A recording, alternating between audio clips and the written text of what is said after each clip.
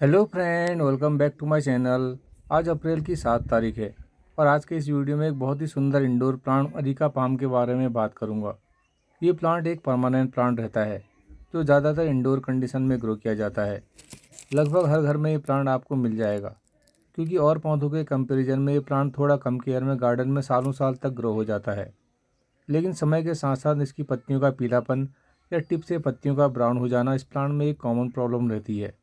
जिन साथियों ने भी इस प्लांट को ग्रो किया होगा उन्होंने नोटिस किया होगा कि जब वो इस प्लांट को नर्सरी से लेकर आते हैं तो कुछ दिनों तक तो प्लांट हरा बने रहता है, लेकिन कुछ दिनों के बाद प्लांट की पत्तियां पीली होना शुरू कर देती हैं और कुछ पत्तियां टिप से ब्राउन हो जाती हैं। फ्रेंड, ऐसा कई कारणों से हो सकता है, जैसे प्लांट का ओवर वाटरिंग या फिर प्लांट को कम पानी देना या फिर प्लांट को ज़्यादा देर की धूप में रखना। लेकिन इसका सबसे इम्पोर्टेंट रीज़न प्लांट का रूट बाउंड हो जाना रहता है। इस प्लांट को मैंने एक 10 इंच के पॉट में ग्रो किया है और अभी तक इस प्लांट की हाइट 3 से 4 फीट की हो गई है। इसकी एज भी लगभग 2 या 3 साल की है और मैंने अभी तक एक बार भी इस प्लांट की रूट प्रूनिंग नहीं की है, जिस कारण इसकी पत्तियों में पीलापन स्टार्ट हो गया है। आज मैं इस प्लांट को गमले से बाहर निकाल कर इसकी जड़ों की ट्रिमिंग करूँगा, जिससे ये प्लांट की कंडीशन ठीक हो सके। तो सबसे पहले मैंने प्लांट को गमले से बाहर निकाल लिया है और ये प्लांट कितना ज़्यादा रूट बाउंड हो चुका है आप देख ही सकते हैं। इसकी जड़ें मिट्टी के चारों ओर फैल चुकी हैं और जड़ें इतनी ज़्यादा घनी हैं कि इस प्लांट की मिट्टी को साइड से जड़ों ने पूरी तरह कवर कर लिया है। इसी कारण इस प्लांट की पत्तियां पीली हो रही थी, क्योंकि जब जड़ें आपस में बाउंड हो जाती हैं तो फिर सॉइल से न्यूट्रिएंट्स को एब्जॉर्ब नहीं कर पाती। और ये प्लांट वैसे भी एक 10 इंच के गमले में ही 2 या 3 साल से ग्रो कर रहा था। इतने लंबे ड्यूरेशन में जड़ों की ग्रोथ तो होनी ही थी। मैं जनरली फूलों वाले पौधों की रूट ट्रिमिंग साल में एक बार कर ही लेता हूँ, लेकिन ये इंडोर प्लांट है सोचकर मुझे जड़ों की ट्रिमिंग करने की याद ही नहीं रही। जड़ें इतनी ज़्यादा फैल गई हैं कि ये रूट बॉल वाला पार्ट बिल्कुल हार्ड हो चुका है।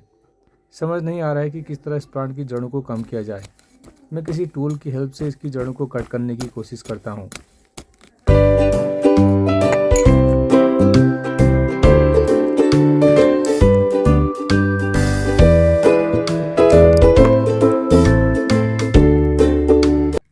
तो फ्रेंड, लगभग आधे घंटे की मेहनत के बाद मैंने इस प्लांट की मिट्टी को रिमूव कर लिया है।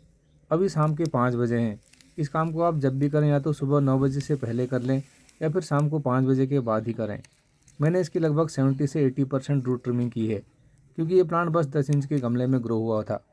आप अपने प्लांट के साइज़ के अकॉर्डिंग मिट्टी को कम या ज़्यादा हटा सकते हैं, लेकिन जो भी साथी गार्डनिंग में बिल्कुल नए हैं वे साथी 50% से ज़्यादा सॉइल को ना हटाएं, क्योंकि इस समय मौसम में गर्मी भी काफ़ी ज़्यादा है और ज़्यादा मिट्टी हटाने से प्लांट स्ट्रेस में भी जा सकता है। अब मैं इसको नई सॉइल में उसी पॉट में दोबारा से ग्रो करूँगा। नई सॉइल के लिए सबसे पहले मैंने ये वर्मी कंपोस्ट ली है। वर्मी कंपोस्ट बिल्कुल एक ऑर्गेनिक फर्टिलाइज़र रहता है जिसमें प्लांट की ग्रोथ के लिए ज़रूरी सभी न्यूट्रिएंट्स होते हैं। आप इसकी जगह पर पुरानी गोबर खाद का यूज़ भी कर सकते हैं, लेकिन वर्मी कंपोस्ट पौधों के लिए ज़्यादा फायदेमंद रहती है। दूसरा, मैंने फंजीसाइड का पाउडर लिया है। किसी भी पौधे की रूट ट्रिमिंग के बाद उसमें फंजीसाइड पाउडर मिलाना बहुत ज़रूरी होता है, वरना कटी हुई जड़ों के कट वाले पार्ट पर फंगल अटैक की प्रॉब्लम भी सामने आ सकती है। बाकी कुछ सॉइल मैंने वही यूज़ किया जो इसकी पुरानी सॉइल है। अब मैं इन सभी को मिक्स करके प्लांट को नई सॉइल मिक्सर में रिपोर्ट करूँगा। तो मैंने फाइनली प्लांट को नई सॉइल में रिपोर्ट कर लिया है। रिपोर्ट करते समय इस बात को भी ध्यान में रखें कि गमले को मिट्टी से पूरा ऊपर तक भरने के बजाय गमले के ऊपर से 1 या 2 इंच का स्पेस छोड़ दें, जिससे कि बाद में पानी देने या समय समय पर गुड़ाई करने के लिए सफिशिएंट स्पेस मिल सके। इसके बाद प्लांट को अच्छी तरह पानी दे दें और रिपोर्ट करने के बाद पहली बार इतना पानी ज़रूर दें कि पानी गमले के ड्रेनेज होल से बाहर निकल जाए। तो फ्रेंड, ये था अरिका पाम के पौधे को लेकर आज का वीडियो। अगर आपके प्लांट की पत्तियों में भी पीलापन आ रहा है और आपका प्लांट कई समय से एक ही गमले में है, तो एक बार इसकी रिपोर्टिंग करके ज़रूर ट्राई कीजिए। आई होप कि आज के इस वीडियो से आपको कुछ ना कुछ हेल्प ज़रूर मिली होगी। इस वीडियो से रिलेटेड किसी भी क्वेश्चन के लिए कमेंट सेक्शन में अपनी राय ज़रूर शेयर कीजिएगा। अभी के लिए बस इतना ही, फिर मिलते हैं किसी नई वीडियो में किसी नए टॉपिक के साथ। तब तक देखते रहिए gardening with RPJ. Thanks and happy gardening.